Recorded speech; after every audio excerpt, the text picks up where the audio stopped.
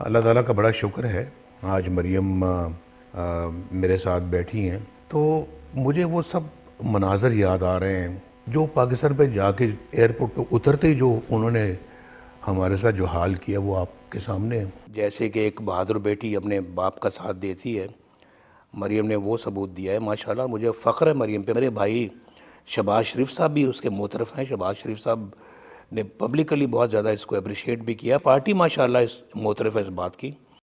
اشتری میں $5 بلین پیش کر دیا گیا ہمیں۔ ہم نے کہا اس پہ بھی ایبسلوٹلی ناٹ۔ پاکستان کی اپنی غیرت ہے، اس پہ کوئی کمپرومائز نہیں ہو۔ مجھ سے تو انتقام لینا تھا لے لیتے، لیکن پاکستان سے آپ کو انتقام لینے کے لیے کس نے آپ کو یہ کہا؟